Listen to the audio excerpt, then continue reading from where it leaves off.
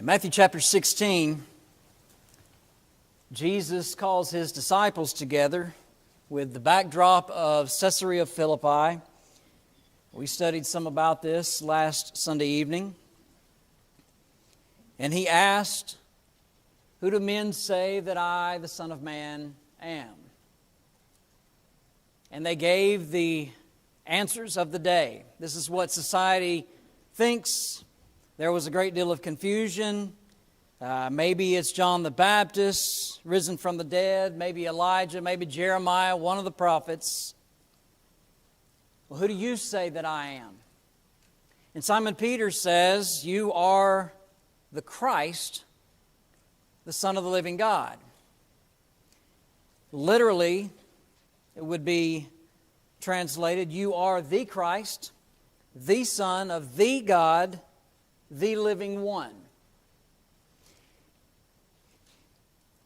And then Jesus goes on to say, "Blessed are you, Simon. Flesh and blood has not revealed this to you, but my Father who is in heaven."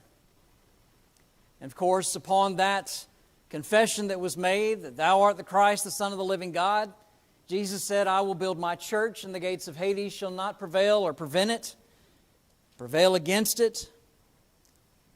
And he says, "And I will give unto thee the keys of the kingdom of heaven."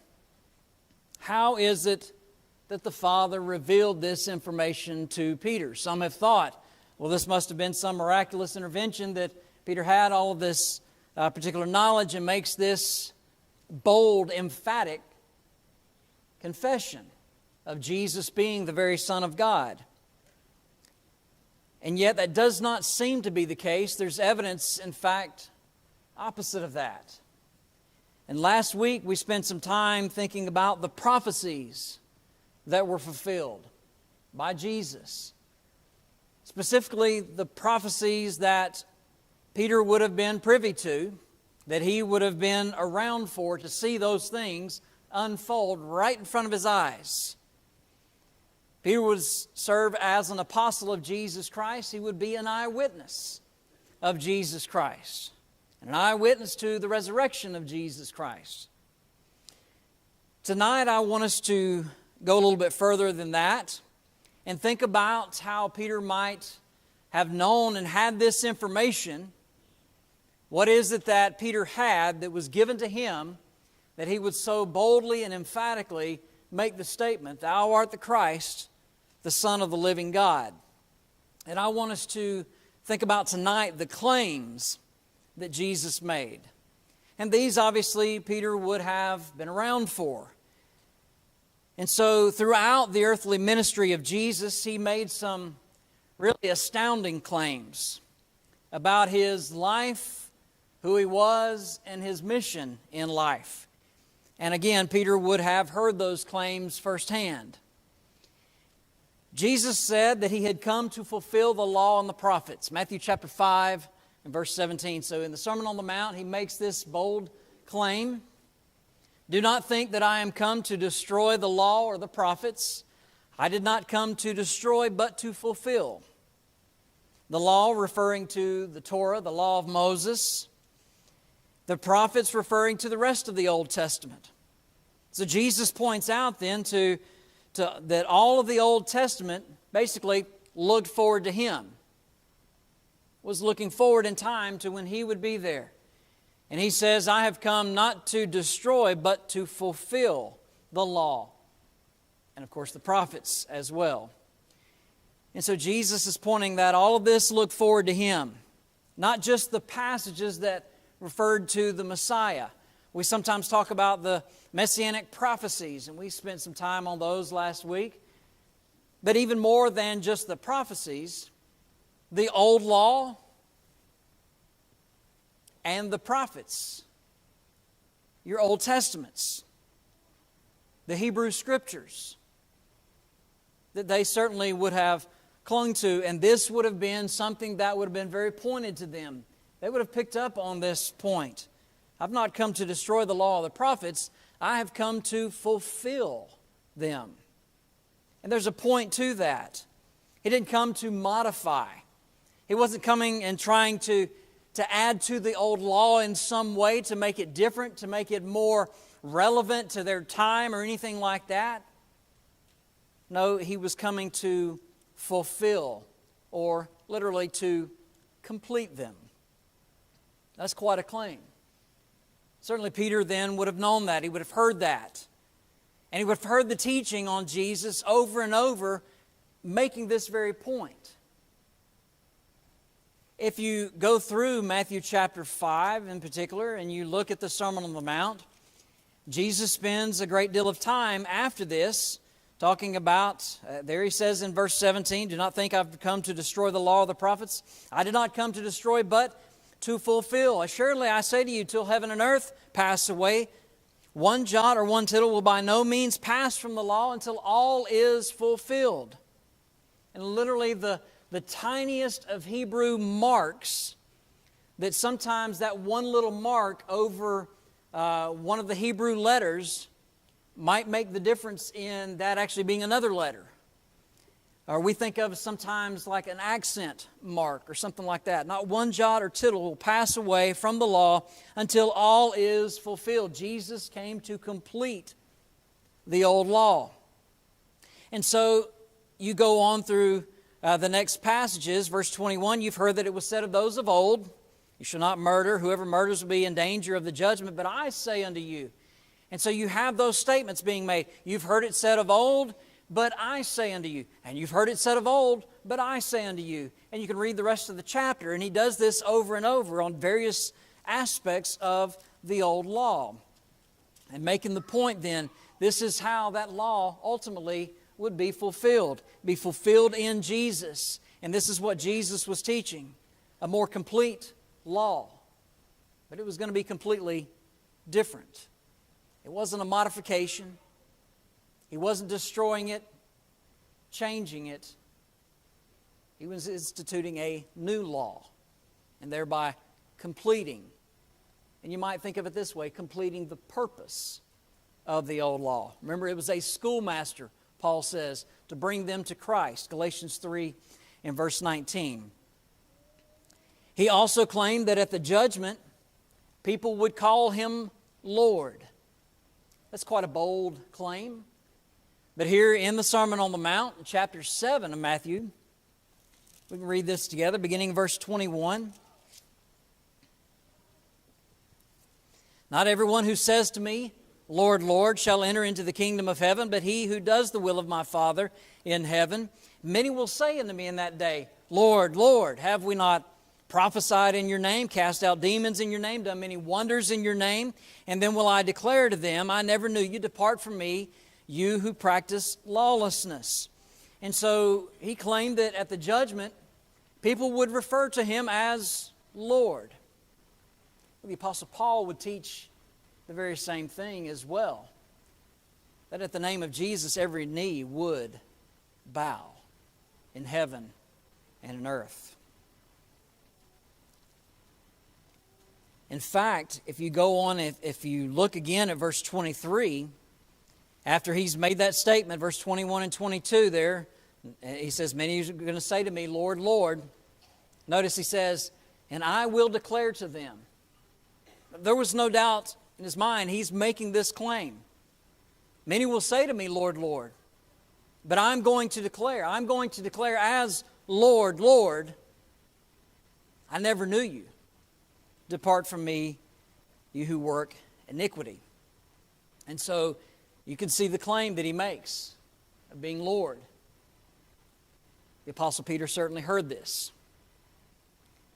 Jesus claimed, John chapter 6, verse 51, "I am the living bread which came down from heaven. If anyone eats of this bread, he will live forever." Think about any of the I am statements, really. They're quite bold and quite pointed. We'll notice another one here in just a moment. In John chapter 6, and let's spend a few minutes here looking at the context before he makes this particular statement. In John 6, earlier in this chapter, he has fed the 5,000. He goes over, he walks on the sea later that evening. He goes across to the other side. On the following day, people were standing, this is verse 22, on the other side of the sea, saw that there was no boat there except one which his disciples had entered. And Jesus had not entered the boat with his disciples, but his disciples had gone away alone. However, other boats came from Tiberias near the place where they ate bread after the Lord had given thanks. And when the people therefore saw that Jesus was not there, nor his disciples, they got into boats and came to Capernaum, seeking Jesus. And when they found him on the other side of the sea, they said to him, Rabbi, when did you come here? And Jesus answered them, Most assuredly I say to you, you seek me, but not because you saw the signs, but because you ate of the loaves and were filled. Do not labor for food which perishes, but food which endures to everlasting life, which the Son of Man will give you, because God the Father has set his seal upon him. And they said to him, Well, what shall we do that we may work the works of God? And Jesus answered and said, This is the work of God, that you believe in him whom he sent. And so this is part of that whole conversation that's taking place. And if you drop down a few verses, you have verse 45 or 44 to begin with. No one can come to me unless the Father who sent me draws him, and I will raise him up the last day. It's written in the prophets, they shall all be taught of God. There was something they were going to have to be taught. And everyone who has heard and has learned from the Father comes to me. This is how Jesus was going to draw them, through his teaching, what he was offering to them. And not that anyone has seen the Father except he who is from God. He has seen the Father. Most assuredly I say to you, he who believes in me has everlasting life. I am the bread of life. Your fathers ate manna in the wilderness and are dead. This is the bread which comes down from heaven, that one may eat of it and not die. I am the living bread which came down from heaven. If anyone eats of this bread, he will live forever. The bread that I shall give is my flesh, which I shall give for the life of the world. Now, obviously, you have a reference and a picture of him offering his life as a sacrifice. You have the picture of Calvary in view here. Certainly Jesus does as he's making this statement. But he goes on to say,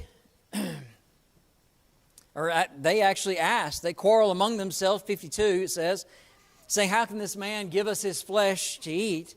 And Jesus said, Most assuredly I say unto you, unless you eat the flesh of the Son of Man and drink his blood, you have no life in you.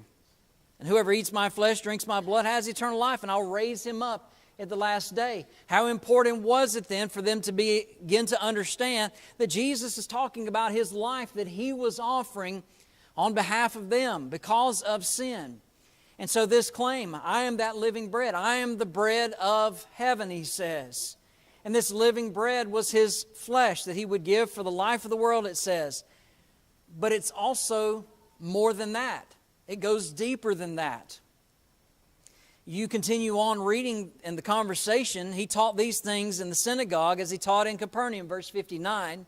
And therefore many of his disciples that heard this said, This is a hard saying, and who can understand it? And when Jesus knew in himself that his disciples complained about this, he said to them, Does this offend you? What then if you should see the Son of Man ascend where he was before? Think of the claim that he is making. It is the Spirit who gives life. Now, in the context of the conversation that he's just stated, he's talking about giving his life for their life, giving his flesh. I am the bread of life. Your fathers, they ate manna in the wilderness and they died, they perished. He says, But I am that living bread which came down from heaven. The Father has sent me, and anyone who eats of my flesh shall live, he says. And then you see verse 63, it's the Spirit who gives life. The flesh profits nothing. The words that I speak, they are spirit and they are life. In other words, the words of Jesus. So it wasn't just a picture of his flesh and thinking of Calvary. It was also what he was teaching them. Because he made the statement that all would be taught of God. And in the fact that they were taught of God, he says, then they will come to me. They'll know of me. And so, again, quite a pointed claim that Jesus makes here. He also claims in John chapter 8, another I am statement. John chapter 8 and verse 58, he claims to have existed before Abraham. And no doubt this sent them for a whirl, if you will.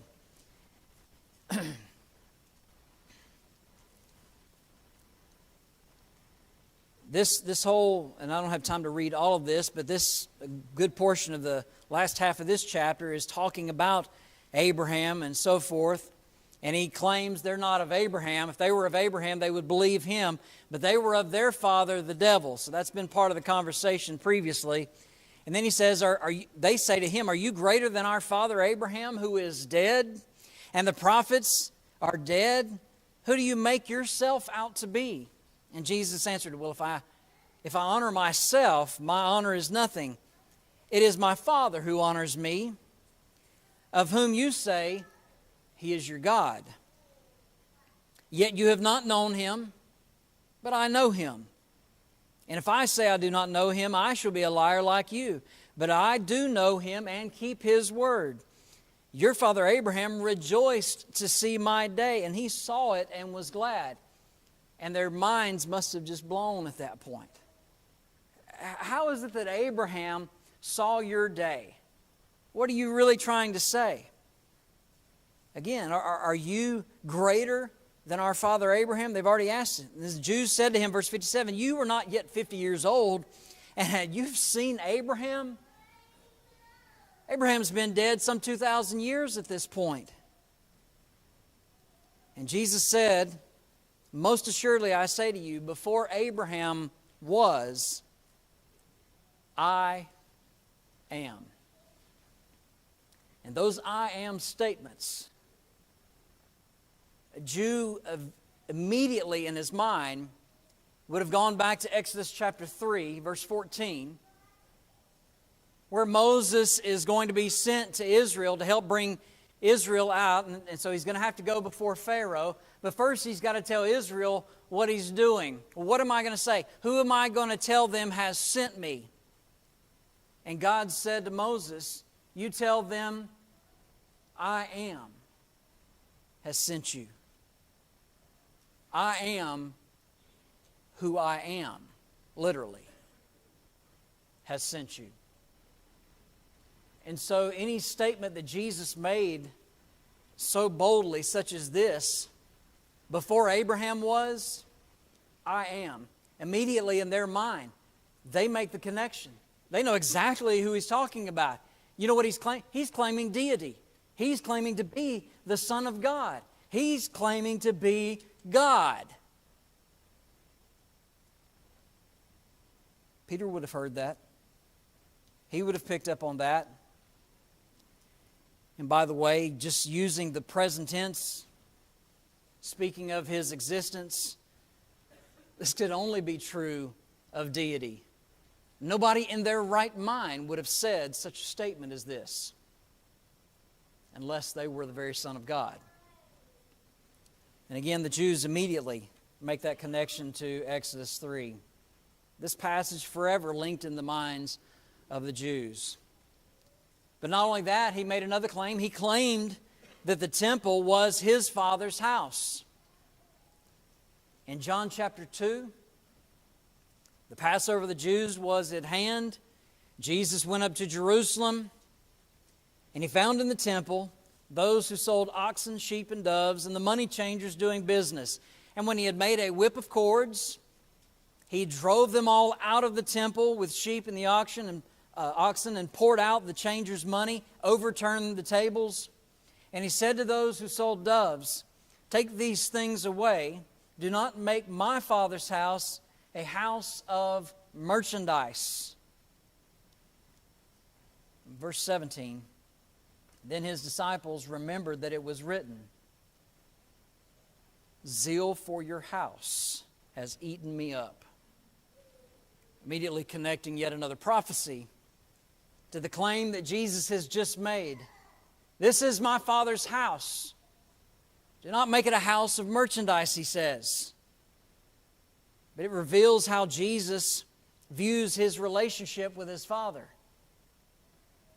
And also reminds us why, even going back to Luke chapter 2, thinking about that event from his youth when he got separated from his parents, and Jesus asked his parents, "Why do you seek me? Did you not know that I must be about my Father's business?"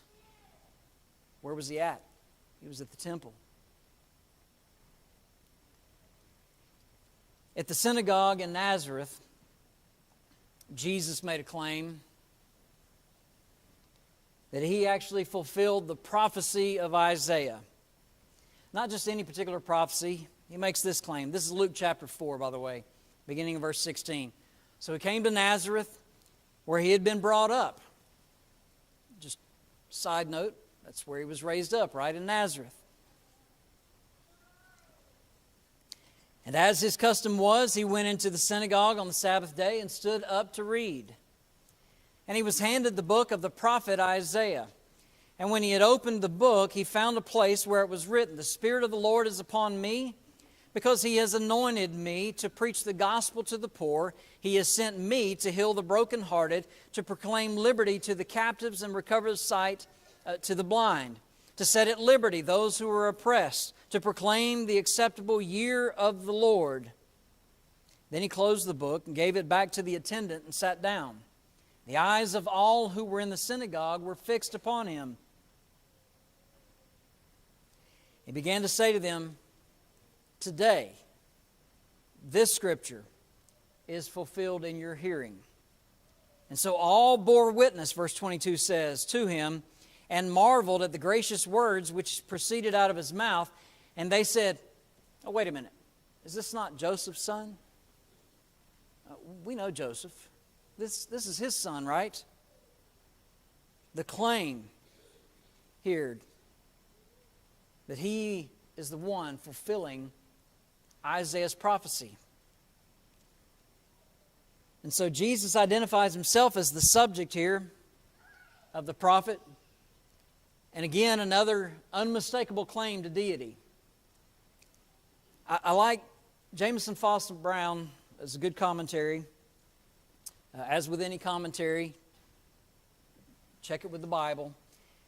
But they make a point here that I thought was really good. He says, to have fixed on any passage talking about his sufferings, such as Isaiah 53, would have been unsuitable at this particular stage in his ministry. This is early on in his ministry. But he selects a passage announcing this object of his whole mission, its divine character, his special endowments that has been given to him for that work. And it's expressed then in first person, so singularly adapted to the first opening of the mouth of his prophetic capacity that it seems as if it was made expressly for the occasion that he first opened his mouth and began to teach. Here's Jesus then quoting from Isaiah 61, verses 1 and 2. And Isaiah pictures the deliverance of Israel from Babylonian captivity and refers to it, as Jesus reads it in our New Testament, as the year of the Lord. This was the year of Jubilee. This was the year that all debts were canceled. This was the year all slaves were freed. All property would return to the original owners, according to Leviticus 25. But the release from Babylonian exile had not brought that expected fulfillment of that prophecy. And the Jews knew that and taught that, in fact, because they were still a conquered people, weren't they? They were still under Roman oppression at this point in time. And so Isaiah must have been looking into the future for the future Messiah to come. He's talking about the future Messianic age at that point in time. And Jesus boldly announced, "It's here, and I'm standing before you." That's bold. That's a bold claim that Jesus has made.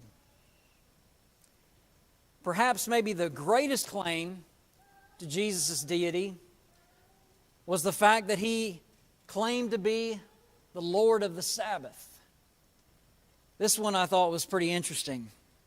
Lord of the Sabbath. Matthew chapter 12, if you'll turn with me. Matthew 12, beginning of verse 1.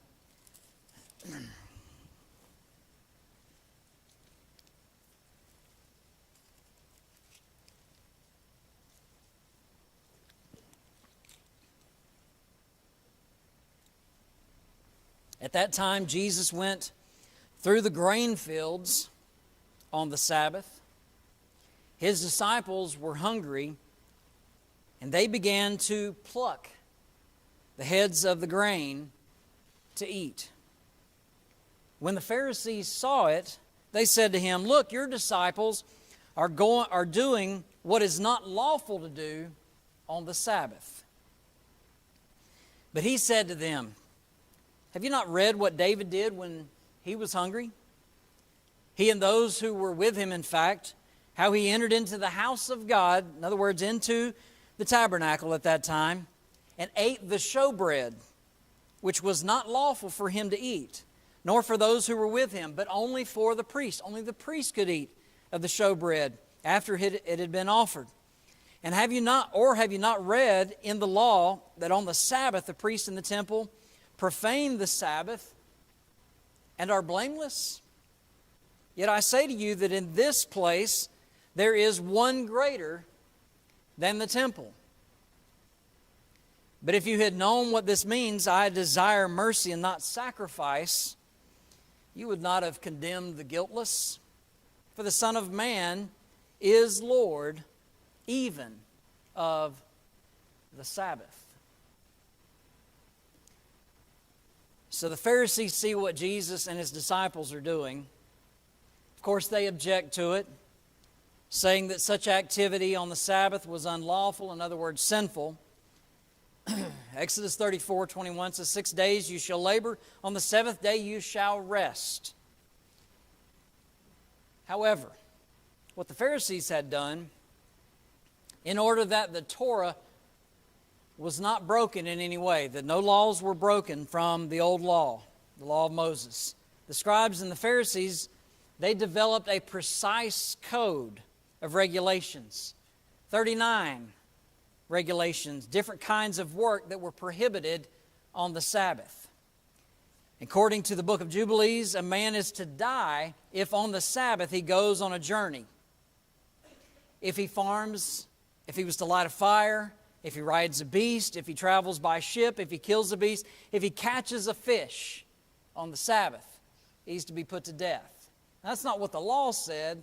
That's what the Pharisees and the scribes had made up, so as no one coming close to even breaking the law of God. And so from the Pharisaic perspective, you have the disciples now, they've unlawfully reaped, they've plucked the grain, they have winnowed it, they would have taken that grain and they would have rubbed it in this fashion until just the seed was there and the chaff was blown away from it, and now they eat it. They're fixing a meal. They're laboring on the Sabbath. That was their perspective. The issue behind this seemingly minor matter is whether or not Pharisaic tradition, which evolved eventually into rabbinic Judaism, they call it the oral Torah.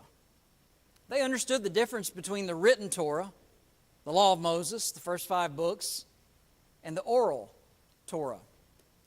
And ultimately what they began to write in these codes became the Mishnah, the Gemara, and other writings of the Jews, the writings of the rabbis, if you will. And so this is what they were binding the people on. And so Jesus reminds them, well, what about the occasion with David? And David and his men were starving to death. And they go into the temple of God and they eat the showbread.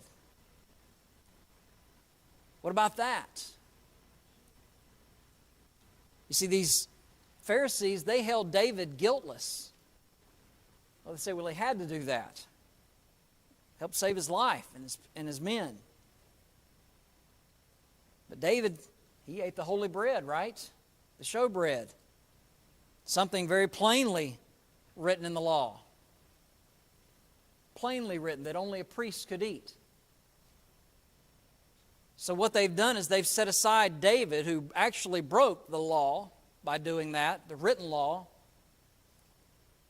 And they said, what you're blaming us for, what you're blaming my disciples for, is walking through the field and grabbing a couple pieces of grain to eat when we're starving to death, which is breaking your oral tradition. So what really matters here in the scheme of things? He would go on to ask him later, how much more value is a man versus a sheep? For the Son of Man is Lord even of the Sabbath, verse 8 says. To any first century Jew, this is only a claim to deity. So he's in charge of the Sabbath. In other words, the Sabbath was at the very center of Jewish life. Their calendar revolved around the Sabbath, by the way. All the feasts and the holy days, they were all surrounding it. They were built around the Sabbath. The book of Leviticus mentions 9 Sabbath-based festivals that took place. The seventh day of the week, obviously, Leviticus 23. The Passover, the Feast of the First Fruits, the Feast of Pentecost, the Feast of Trumpets, the Day of Atonement, the Feast of Tabernacles. That's in Leviticus 23, all of those. And then you jump to Leviticus 25, and you have 2 more. The sabbatical year is discussed there, and the year of Jubilee, as we mentioned earlier. That year of the Lord, right? Year of Jubilee. All of these Sabbath observances were pictures of the final and eternal rest for the child of God. The time when Messiah would come to earth and set His people free and establish His divine kingdom. If they understood anything about the Sabbath, that was its point. Not just a day of rest, but what it represented. Eternal rest for the child of God. And so He is literally saying, I am the Lord of Sabbath. I am deity. I am the Son of God. I am the Christ, the Messiah. He makes this claim over and over, and this is just a snapshot. You go through all the gospel accounts and you'll find more of these over and over. The 8 I am statements, all of those point to the same thing as we looked at earlier. They connected those immediately to the fact that He's saying that He's God. This is what Peter saw and heard and was taught over and over. All of these claims that are made by Jesus. And so when Peter made his bold confession at Caesarea Philippi, we mentioned last week less than half of the Old Testament prophecies concerning the Messiah had been fulfilled and confirmed in Jesus. And the claims and the things that Jesus taught. We know how Peter had the evidence before him, what that evidence truly was. All you had to do was spend a moment with Jesus, and a claim like this was being made and proven. Or a fulfillment of a prophecy was being done, and Jesus makes the connection. This is exactly what was taking place. Or maybe Jesus doesn't even make the connection. Maybe Peter and the apostles make the connection. They're the ones that picked up on the fact that he was eaten up with zeal over His Father's house. They made that connection. Jesus didn't say that Himself. They made that connection. So all of this points to evidence. It wasn't some miraculous revelation to Peter.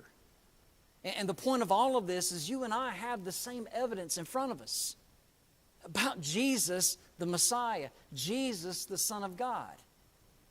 And so again, I will ask us in closing, would we make that confession that Peter so boldly and emphatically made? You are the Christ, the Son of the God, the living one. Will you make that confession and obey Him, obeying the gospel? Will you live faithful, continuing to live that confession and teach others the way of Christ? Can we help you? Can we encourage you in some way tonight? If you have a need, come to the front while we stand.